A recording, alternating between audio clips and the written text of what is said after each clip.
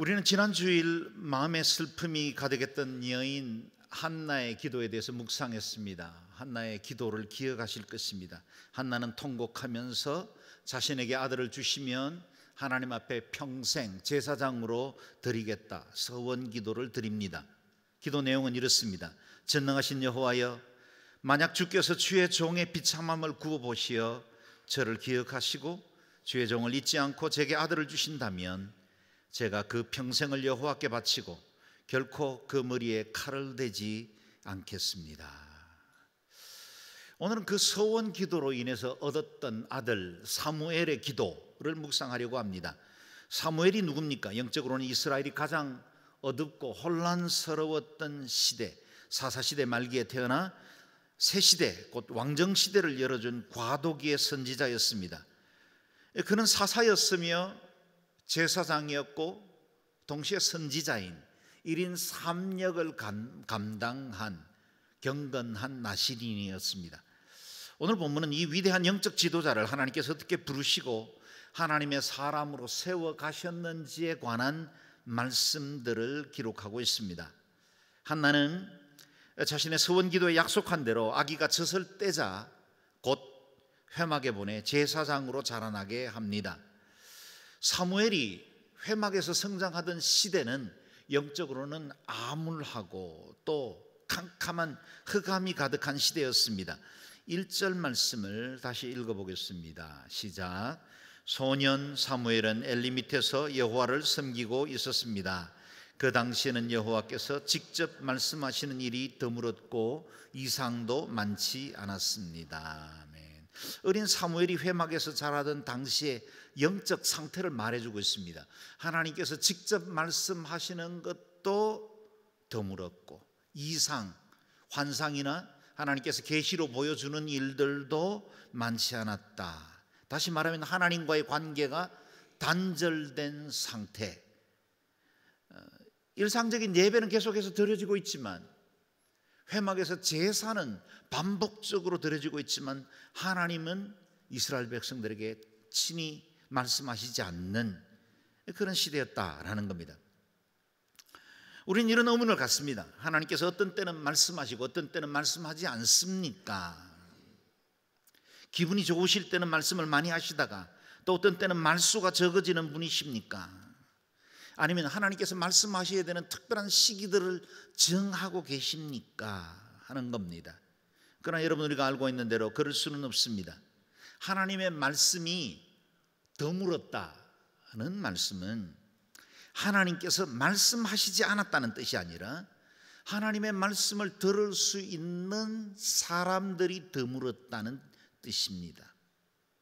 이제는 나이가 많아 영성이 고갈되어 버린 제사장 엘리, 그리고 그의 패역한 두 아들 홈니와 비느하스는 도덕적으로 영적으로 완전히 타락한 상태였습니다. 자기 소견에 오른 대로 행하는 수많은 백성들 자행자제하고 있었습니다. 이것이 이스라엘의 영적 상태였죠. 주님 말씀하셔도 들을 만한 귀를 가진 사람이 없었습니다.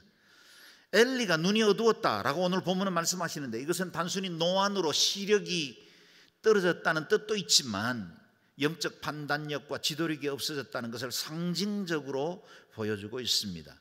여전히 하나님은 말씀하시는 분이지만 그 말씀을 들을 귀가 없을 때 하나님 말씀하지 않는 것처럼 여겨집니다.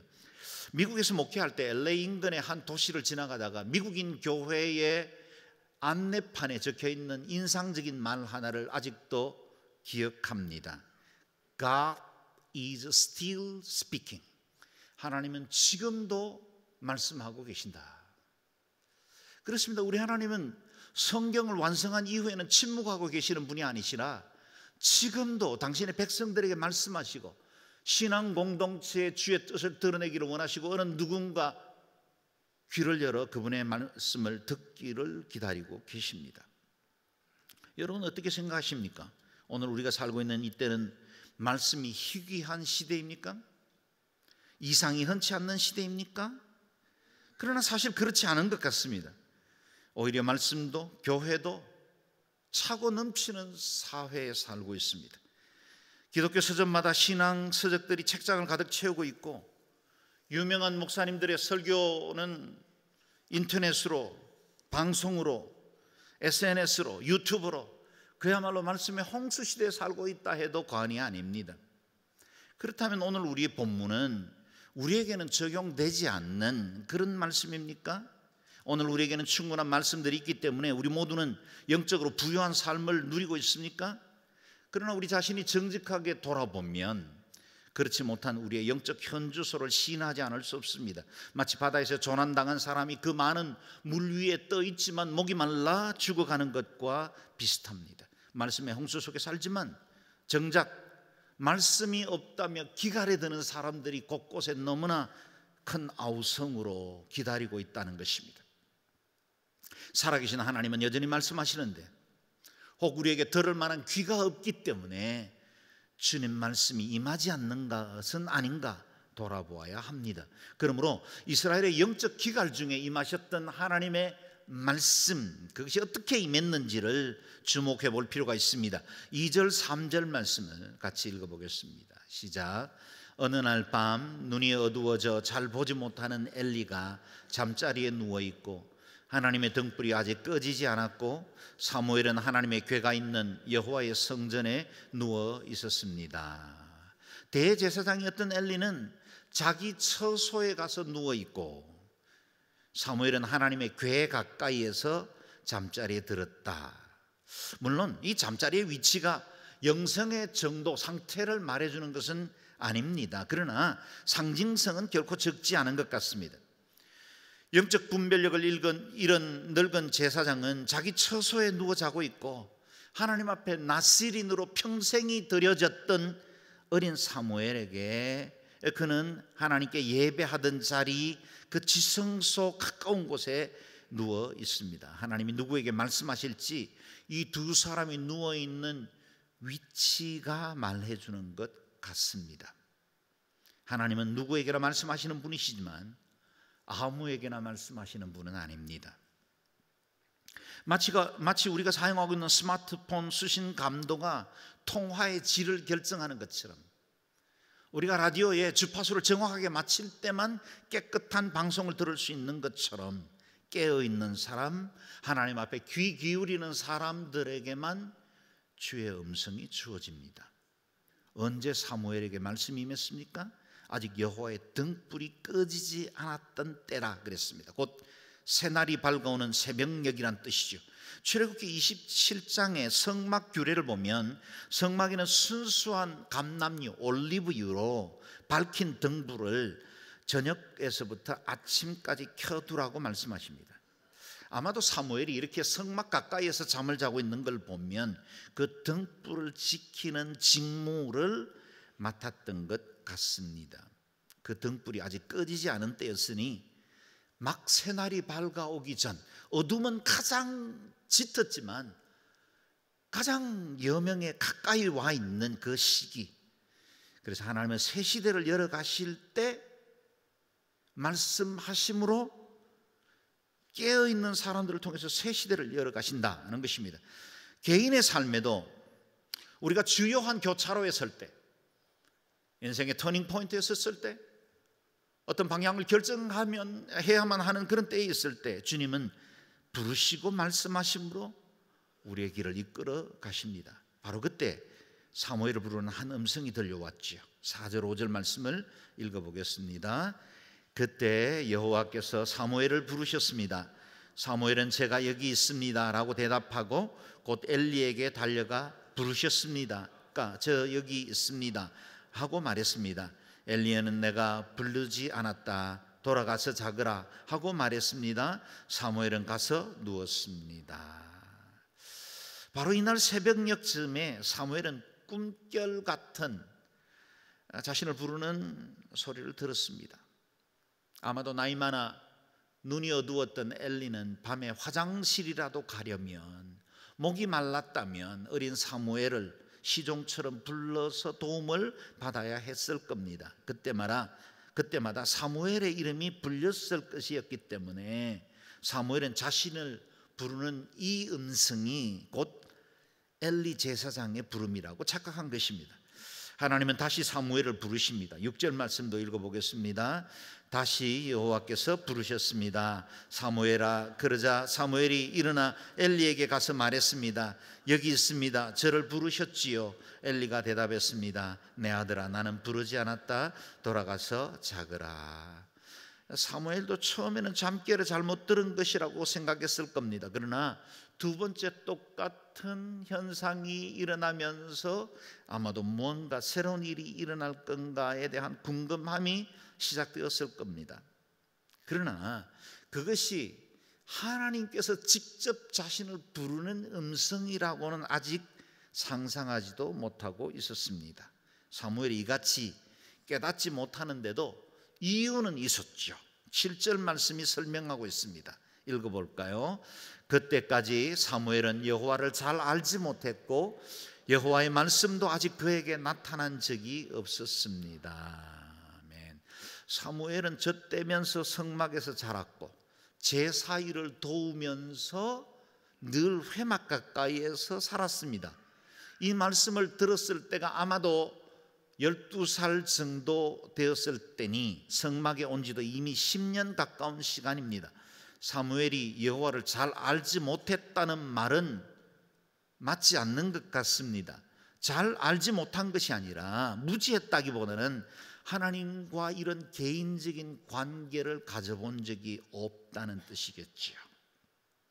매일매일 성막에 살면서 제사하는 일을 섬기고 있었습니다. 그럼에도 하나님을 인격적으로 개인적으로는 만나보지 못했던 겁니다. 충분히 그럴 수 있죠. 여러분은 신앙생활을 몇 년이나 하셨습니까? 혹 오랫동안 신앙생활을 해오면서도 개인적으로는 하나님을 경험하지 못한 채 종교적인 의무와 습관에 따라 신앙생활하고 있지는 않습니까? 만일 지금까지 여호와를 잘 알지 못하고 그 말씀에 나타난 적도 없기 때문에 하나님과의 관계가 그저 형식적인 종교적 관계로만 있다면 사무엘을 부르시는 하나님을 여러분도 구하실 수 있기를 바랍니다. 개인의 하나님으로 만나셔야 합니다. 온 우주의 하나님이시지만 동시에 나 개인을 만나시고 온 인류 가운데 지구에 단 한 사람 나 혼자만 존재하더라도 나를 위해서 십자가에 못 박혀 돌아가셨을 그 하나님의 사랑, 그 사랑을 경험해야만 진짜 예수쟁이가 될 수 있습니다. 사무엘 역시 하나님의 음성이 들렸지만 그것이 사람의 소리인 줄 알고 있었습니다. 때로는 하나님이 우리에게 말씀하실 때 사람의 음성처럼 말씀하기도 하십니다. 하나님께서 말씀하신다고 해서 성화에서 보는 것처럼 구름 사이에 한 줄기 빛이 비쳐들고 그리고 약간의 에코가 들어가 있는 그런 음성으로 하나님이 내게 말씀하실 것이라고 기대한다면 어쩌면 우리에게 주어지는 많은 하나님의 말씀을 놓칠 수도 있습니다. 하나님의 음성은 자주 들리던 일상생활의 언어 속에서도 임합니다.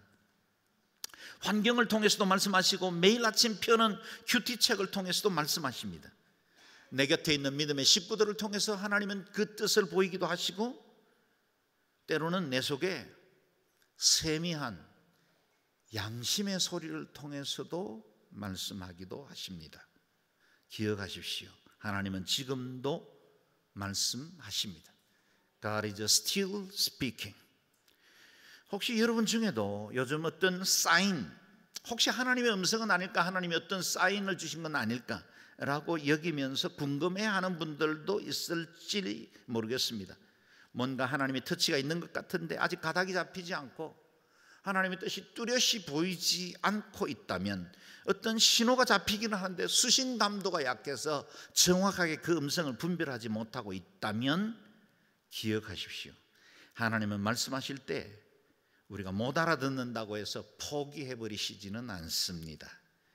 사무엘처럼 무슨 사인이 오거든 그냥 현실이라는 침대에 누워있지 말고, 내 이성의 이불을 덮고 누워있지 말고 하나님께서 내게 주실 그 새로운 사인에 대하여 기꺼이 반응하기 위해 잠자리에서 일어날 수 있기를 바랍니다. 사무엘이 엘리 제사장에게 달려갔던 것처럼 뭔가 행동을 시작해야 합니다. 때로는 작전 기도가 필요할 수도 있을 겁니다. 구별된 금식 기도, 특별히 이 사순절 기간에 하나님 앞에 내 삶을 향하신 주의 뜻을 다시 물을 수 있는 좋은 기회가 되기도 합니다. 신호를 수신하고서도 침대에 그저 누워있는 사람들에게는 아무 일도 일어나지 않습니다. 사무엘이 가만히 있지 않고 엘리에게로 달려갔을 때 비로소 깨달음을 얻습니다. 8절 9절 말씀을 읽어보겠습니다. 여호와께서 세 번째로 사무엘을 부르셨습니다. 사무엘은 일어나 엘리에게 가서 말했습니다. 여기 있습니다. 저를 부르셨지요. 그제야 엘리는 여호와께서 이 소년을 부르시는 것을 깨달았습니다. 그래서 엘리는 사무엘에게 가서 누워 있다가 다시 그분이 너를 부르시면 여호와여 말씀하십시오. 주의 종이 듣고 있습니다 라고 말해라 하고 일러 주었습니다. 사무엘이 돌아가 자리에 누웠습니다. 아멘. 똑같은 일이 세 번이나 반복되자 엘리도 그제야, 오늘 본문에 그제야 이 밤에 심상치 않는 일이 일어날 것을 깨닫게 되었습니다. 하나님께서 사무엘에게 뭔가 말씀을 하시고 싶어 하신다는 사실을 엘리가 알게 되었습니다. 자신은 너무 늙어서 영적 감각이 무디워졌고 두 아들은 악하고 불의한 자들이라 하나님의 말씀이 임해도 들을 만한 귀가 없었다는 걸 그도 알고 있었습니다. 두 아들 홈니와 비느하스는 양피지에 기록된 말씀은 알고 있을지 모르지만 하나님께서 말씀하시는 것에 대해서 들을 준비는 되어 있지 못했던 겁니다. 1절의 말씀대로 그 당시에는 여호와께서 직접 말씀하시는 일이 드물었고 이상도 많지 않았습니다. 그들에게는 들을 만한 귀가 없었습니다. 그 때문에 하나님은 아직 어린 소년에 불과한 사무엘에게 말씀하시기로 하셨습니다. 세 번의 부름심 끝에 사무엘도 들을 만한 준비를 갖췄습니다. 보십시오. 하나님은 우리가 들을 귀를 가질 때까지 계속해서 말씀하십니다. 기다리십니다. 마땅히 들어야 할 말 내가 못 들으면 돌들을 통해서라도 소리치게 만드십니다. 어린아이를 통해서라도 말씀하십니다. 얼마나 하나님의 은혜가 감사합니까? 그래서 호세아 선지자는 이렇게 우리에게 외치죠. 우리가 여호와를 알자. 여호와를 알기 위해 전심전력하자. 주님을 알아야 주님의 음성을 구분할 수 있습니다. 여러분, 성경 말씀을 알아야 주님의 말씀이 들려요. 히브리서 1장의 말씀처럼 과거에는, 요즘 우리가 묵상하는 그 큐티 말씀이 계속 히브리서인데, 과거에는 주님께서 선지자들과 여러 모양 여러 부분으로 말씀하셨어요. 그러나 오늘날 우리 시대에는 아들 예수 그리스도를 통해서 말씀하시고 또 우리가 가진 이 하나님의 말씀 성경을 통해서 말씀하십니다. 성경을 모르고 하나님의 음성을 들을 수 있는 방법은 없습니다. 만약에 성경의 지식과 아무런 상관이 없는데 여러분에게 어떤 음성이 들린다면 가짜일 확률이 높습니다. 여호와를 알아야 합니다.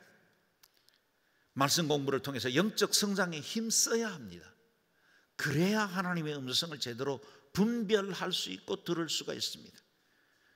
여러분과 제가 하나님 말씀 들을 만한 귀와 겸손한 마음들을 가질 수 있기를 바랍니다.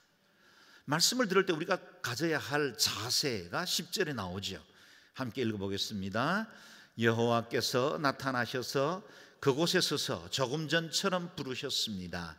사무엘아 사무엘아. 그러자 사무엘이 말했습니다. 말씀하십시오. 주의 종이 듣고 있습니다. 네. 하나님께서 다시 부르셨을 때 사무엘은 엘리에게 배운 대로 고백했습니다. 말씀하십시오. 주의 종이 듣고 있습니다. 말씀하십시오. 주의 종이 듣고 있습니다. 하나님의 음성을 들을 때 우리가 가져야 할 마음의 태도입니다. 말씀하시면 종이 듣겠습니다. 제게 말씀하시면 단순히 듣기만 한 것으로 그치지 않고 무슨 말씀이든지 순종하겠습니다. 그런 고백입니다. 남자를 가까이 하지 않은 동정녀 마리아에게 나타난 가브리엘 천사가 너에게 아기가 생길 것이다 라고 그의 가치와 당시의 문화를 모두 뛰어넘는 새로운 말씀을 주셨을 때 마리아는 어떻게 반응했습니까? 보십시오, 저는 주의 여종입니다. 당신의 말씀대로 제게 이루어지기를 원합니다. 이것이 바로 말씀을 듣는 태도입니다. 예수 그리스도께서 겟세마네 동산에서 그 십자가의 그 끔찍한 고통 앞에 조아리며 땀방울이 핏방울이도록 기도했지만 그의 기도의 결론은 내 뜻대로 마시고 아버지의 뜻대로 하십시오. 그것이 말씀을 듣는 태도입니다. 오늘 우리 시대에도 하나님의 말씀이 드물지 않습니까? 무슨 이유입니까? 들을 귀가 없기 때문입니다. 순종하려는 태도가 없기 때문입니다. 하나님은 너무나 다양한 방법으로 우리에게 말씀하고 있는데 듣는 우리가 순종하지 않기 때문에 말씀에 기갈이 들고 있는 것입니다. 영적 청력을 떨어뜨리게 만드는 결정적인 요인은 불순종입니다. 순종하려 하지 않는 이에게 말씀하실 이유가 어디 있겠습니까? 내 생각이 너무 많아서 하나님의 말씀이 들리고 있지 않는 그런 상태에 있지는 않습니까? 내 의지가 너무 강해서 순종 못하고 있지는 않습니까? 말씀을 알고 있지만 내 방식대로 살고 내 이성과 세상의 기준에 적당히 어울리는 정도만 신앙생활을 하려고 하기 때문에 하나님 친밀하게 말씀하시는 그 음성에서 외면되어 있는 건 아닙니까? 많은 시간 기도하는 것도 중요하지만 사무엘이 기도한 것처럼 주님 앞에 듣겠습니다는 고백이 필요합니다. 듣는 기도입니다. 말씀하십시오. 주의 종이 듣고 있습니다. 지난 주간 목회자들과 간사들이 오사카 인근의 몇 지역으로 리트릿을 다녀왔습니다. 차를 2대 빌려서 이동을 해야 했기 때문에 워키토키, 무전기를 들고 두 차가 긴급하게 소통을 하며 다녔습니다. 워키토키는 간단하지만 사용 방법을 익혀야 합니다. 한쪽이 다른 쪽에 말할 때 송신기 버튼을 누르고 말을 끝낸 다음에 송신기 버튼을 놔야만 저쪽에서 말을 할 수 있는 기회가 주어집니다. 한 번은 일행 중에 한 분이 잘못된 길로 가서 잃어버렸어요. 제가 워키토키 하나를 들고 그분을 찾아러 나섰는데 가도 못 만났습니다. 그런데 저쪽에서는 이미 돌아오셨다는 거예요. 돌아오셨다고 저한테 무전을 쳤는데 송신기 방법을 못 쓴 겁니다. 저한테 분명히 그분 돌아왔으니 오셔도 됩니다 라고 말했다는데 저는 못 들었어요. 왜냐하면 송신기 버튼을 잘못 눌렀거든요. 여러분, 기도는 워키토키처럼 해야 합니다. 하나님 앞에 내 기도의 제목이 있었고 내가 사모하고 아뢰을 것들이 많아서 송신기 버튼을 눌렀지만 내 기도가 끝나면 놔야 돼요. 그래야 하나님의 음성이 들려오는 겁니다. 기다려야 합니다. 말씀이 임할 수 있도록 기회를 드려야 합니다. 우리가 하고 싶은 말, 구하고 싶은 기도 제목이 정작 너무 많아서 하나님의 음성을 듣지 못하고 있을 때가 너무나 많습니다. 저를 따라 고백해 보실까요? 말씀하십시오. 주의 종이 듣고 있습니다. 한 번 더 고백할까요? 말씀하십시오. 주의 종이 듣고 있습니다.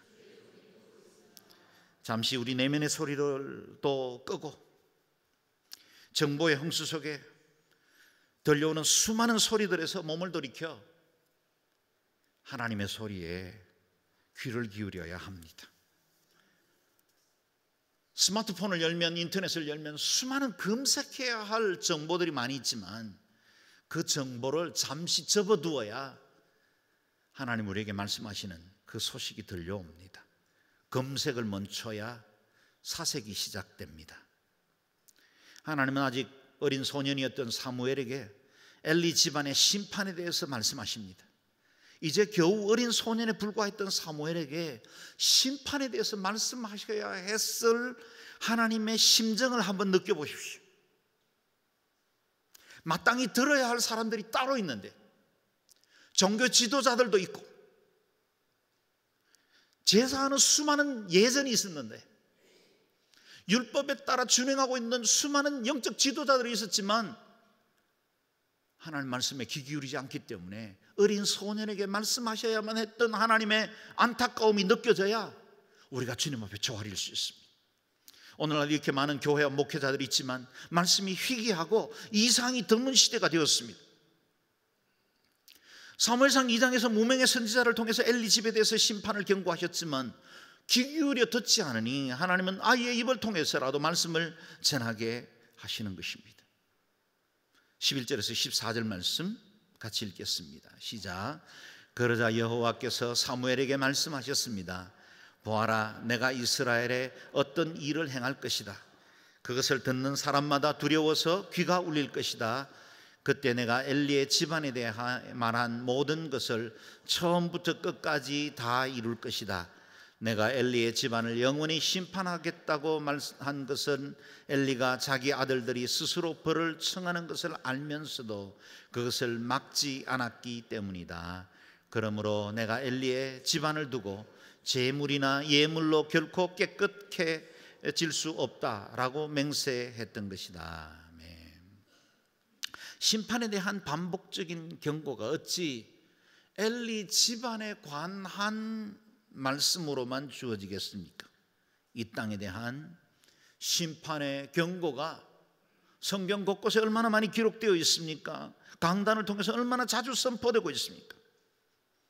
엘리가 그런 심판의 경고에 대해서도 귀를 막고 삶을 돌이키지 않듯이 우리도 많은 말씀 앞에 점점 무감각해지는 불감증에 빠지고 있지는 않습니까?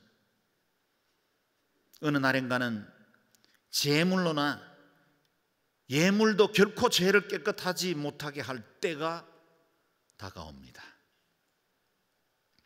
하나님의 은혜가 지금은 머물러 있는 시대입니다. 심판이 유보되고 있습니다. 그러나 언제까지나 그런 평안이 주어지지는 않습니다. 하나님 우리에게 말씀하셨다면 그 일들은 반드시 이루어지고야 맙니다. 세상 끝날에 대한 심판이 가까이 다가오고 있습니다. 우리 개인의 종말 시계도 미안하지만 그리 많이 남아있지 않습니다. 잠을 자던 자리에서 일어나 어린 사무엘처럼 고백해야 합니다. 주님, 말씀하십시오. 주의 종이 듣고 있습니다. 혹 교회 지도자가 못 들어서 하나님 말씀이 선포되지 않고 있다면 하나님은 어린아이들을 통해서라도 돌들을 외치게 해서라도 주님의 말씀을 선포하고야 마실 겁니다. 보십시오. 하나님께서 어떤 직분과 교회의 제도의 제한을 받으시겠습니까? 하나님은 어린 소년이라도 듣고 순종하는 사람들에게 계속적으로 말씀하실 겁니다. 그를 통해 뜻을 드러내십니다. 오늘 본문 뒤편에 21절 말씀인데요, 같이 읽어보겠습니다. 시작. 여호와께서 실로에게서 계속 나타나셨고 여호와께서는 거기에서 사무엘에게 친히 말씀하셨습니다. 아멘. 여호와께서 실로에서 계속 나타나셨다. 그리고 사무엘에게 친히 말씀하셨다라고 말씀하고 있습니다.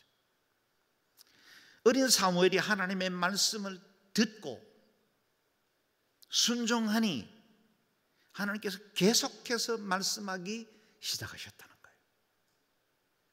하나님은 어느 누군가가 다이얼을 돌려 세상의 소리에 귀를 막고 하나님의 음성에 귀를 기울이기로 주파수를 맞추는 그에게 말씀하고 싶어 하시고 그를 통해서 계속 주의 뜻을 나타내시기를 원하십니다. 이전에는 말씀이 희귀한 시대였습니다. 이상도 드물었다 했습니다. 그런데 그 영적 어둠이 한 어린 소년을 통해서 거치기 시작했습니다. 누군가의 귀를 열면 하나님이 말씀하십니다. 저와 여러분이 하나님의 말씀을 들을 귀를 갖게 되면 하나님께서 우리에게 계속해서 말씀하실 것입니다. 그리고 우리가 듣는 그 말씀을 통해서 주님은 이 세대에 주고 싶어하는 말씀을 전하게 하실 겁니다. 그것이 바로 이어지는 4장 1절 말씀에 있습니다. 읽어보겠습니다. 사무엘이 하는 말은 모든 이스라엘이 귀 기울여 들었습니다. 아멘. 사무엘은 하나님의 말씀을 들었습니다. 그랬더니 이스라엘 백성들이 사무엘의 말에 귀를 기울이게 되었다는 거예요. 사람들은 하나님의 말씀을 듣는 사람에게 귀를 기울입니다. 진정한 영적 권위는 하나님으로부터 비롯됩니다. 말 잘하는 사람, 조리 있고 체계적으로 목소리 높게 말하는 사람들에게 귀를 기울이는 것이 아니라 하나님의 말씀을 들을 줄 아는 사람에게 귀를 기울입니다. 오늘날 얼마나 많은 말들이 있습니까? 얼마나 많은 정보들이 있습니까? 하나님께로부터 비롯된 소리에 귀를 기울이셔야 합니다. 그리고 저와 여러분이 하나님의 말씀을 잘 들을 수 있기를 축원합니다. 그리고 이 말씀 들은 대로 이 세상에 참 기쁨의 소식, 참된 진리를 전하는 일에 쓰임받는 저와 온누리 교회가 되기를 주의 이름으로 축원합니다. 기도하겠습니다.